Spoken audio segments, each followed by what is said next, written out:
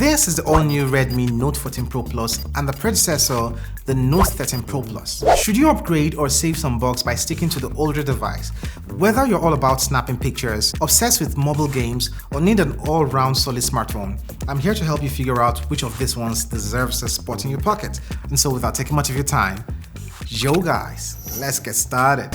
Let's kick things off with the unboxing. The Redmi Note 14 Pro Plus 5G offers the basics: the smartphone, a USB Type-C cable, and a 90 watts charger under the lid. The Redmi Note 13 Pro Plus 5G interestingly follows a similar approach, but it gets a little extra credit for including a faster 120 watts charger. Now, because aesthetics matter, we should discuss design and build. The Note 14 Pro Plus features a sleek and sturdy design. It measures a size almost like a paper book and weighs a little over 200 grams. It also offers extra durability with an IP68 water and dust resistance. Actually, you get IP69K in some regions. They claim you can stay underwater 2 meters deep up to 24 hours. Well, I didn't test that and I don't plan on doing such. On the flip side, the Redmi Note 13 Pro Plus 5G is slightly smaller on paper, but you don't notice the difference in real life, except for the fact that it's lighter, just under 200 grams. It also features IP68 water resistance, but only up to 1.5 meters for 30 minutes. Now, that is still solid unless you plan on going deep sea diving with it. So the Note 14 here takes it up a notch in toughness. Regarding biometrics, both smartphones have ultra-fast under-display fingerprint scanners that actually unlock these smartphones before you even realize it. It's honestly so fast that you barely notice you're in. Now, both are optical types and not the better ultrasonic type you get from high-end devices. Now let's talk about the sound quality. These models here come with stereo speakers and pack up to 24-bit high-res audio as well as wireless high-res audio, which means watching Netflix or hitting your Spotify playlist with this smartphone is going to be a treat. However, neither of them is offering a 3.5mm headphone jack. It's all gone. By the way, at the max volume, I actually preferred the audio coming from the Note 13 Pro Plus. It sounded brighter, maintaining a cleaner sound and same low-end quality. Moving over to the screens, this is where a lot of magic happens, right? Both smartphones have a 6.67-inch AMOLED display featuring 68 billion colors, 120Hz refresh rate, and HDR10 Plus support. But the Note 14 Pro Plus 5G kicks things up a notch with its peak brightness at 3000 nits.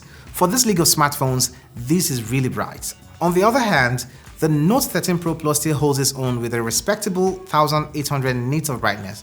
Perfect for most conditions, but just a smidge behind when you're out and about on that extra sunny day. The resolution sits at 1220 by 2712 pixels for both of these devices, delivering razor-sharp visuals, whether diving into your gaming session or scrolling through your Insta feed. And while you have Corning Gorilla Glass Victus on the older device, the Note 14 Pro Plus has upgraded this to the Victus 2 for that extra bit of durability. Alright, it's time to dive under the hood. The Note 14 comes with the newer Snapdragon 7S Gen 3 chipset built on a 4nm process, while the Redmi Note 13 Pro Plus is rocking the MediaTek Dimensity 7200 Ultra, also on a 4nm processor. Still, the Snapdragon 7S tends to outperform the Dimensity 7200 Ultra in handling demanding apps and games. Now, the Redmi Note 14 Pro Plus is loaded with 12GB of RAM with options up to 16GB, making it a daily multitasking powerhouse. Everything from app switching to streaming and heavy multitasking is smooth. Conversely, the Redmi Note 13 Pro Plus here brings the MediaTek Dimensity 7200 ticking at 2.8 GHz on specific cores. It's autopilot smooth for everyday tasks, but doesn't quite flex as hard as Qualcomm's processor on this other device. And that's especially when you push these devices to the extreme. The Note 13 won't lag, don't get me wrong. It's just that when you put them head to head, the Snapdragon-powered Note 14 feels like the slightly faster, younger sibling. Both chipsets provide smooth multitasking in daily use, but if you're future-proofing or craving next-gen efficiency, the Snapdragon 7S Gen 3 ensures you're covered for the long run. On the operating system and expected updates, both devices run on Xiaomi's HyperOS. Now, the Note 14 launched with Android 14 out of the box, and you'd be covered with 3 major Android updates ahead of you. The 13 Pro Plus came with Android 13 and offers the same 3 years update, so there's no considerable difference as far as longevity, except for one being 1 year ahead, which is in Note 14. By the way, you can check out the benchmark scores for Antutu and Geekbench as shown on screen. I have a question for you guys. Do you get excited about the latest OS updates, or do you just think they're often overhyped? Let me know your thoughts in the comment section below, and do not forget to like and subscribe to this channel for more great reviews like this one. Thank you. For my fellow mobile gamers, this is where things get real. With the Note 14 Pro Plus, you'll get Adreno GPU, which ensures that the games like Genshin Impact or Call of Duty Mobile run in full glory on this device. I experienced minimal lags and buttery smooth frame rates on this device, and the cooling kept things under control, even after extended play sessions. The Redmi Note 13 Pro Plus 5G isn't far behind. Though featuring a Mali GPU, it handled popular titles like PUBG just fine on high settings. But this is a big but. The phone did heat up slightly quicker than the Note 14 after extended play. Now let's talk about the cameras, and this is where we get some apparent differences. The Redmi Note 14 Pro Plus sports a versatile triple camera setup, an intense 50 megapixel primary shooter with optical image stabilization, a 50 megapixel telephoto lens with 2.5 optical zoom, and an 8 megapixel ultra wide.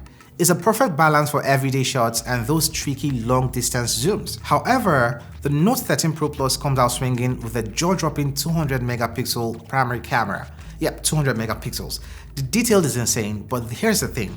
It lacks that telephoto flexibility you get with the Note 14, and you get 8 megapixel ultra-wide and a 2 megapixel macro lens. For the Note 14, the strength lies in its clean, natural color profile. Images look balanced and vibrant, with a slight pop in reds and skin tones too, and that makes the photos from this device in Note 14 stand out. The details from its processing are a touch sharper in regular mode, except you use the 200 megapixel mode on the Note 13 Pro Plus. Now, in well-lit scenarios, the difference might not always be noticeable for regular mode. The ultra-wide also benefits from slightly better exposure in shadows and improved detail compared to the older device. Though there are times the Note 13 delivers slightly more appealing skies for the ultra-wide, due to its handling of saturation. I also did notice the lean towards a greenish tint on the Note 13 when compared to the cleaner output on the Note 14 Pro Plus 5G. When it comes to 2x zoom, both devices use a digital crop from the main cameras, delivering similar results with slight differences in how they handle colors. But once you push to 3x, the Note 14 flexes its advantage with its dedicated optical zoom lens, offering significantly better detail and clarity for those tricky long-distance shots. For the selfies, the Note 14 packs a 20 megapixel front-facing camera versus the 16 megapixel shooter on the Note 13. Both deliver solid results, but the extra megapixel on the 14 translates into sharper images, especially in selfie video.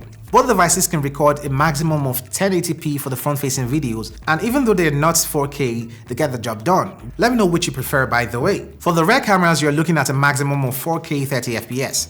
Both can also do 24fps and 4K if that's your thing.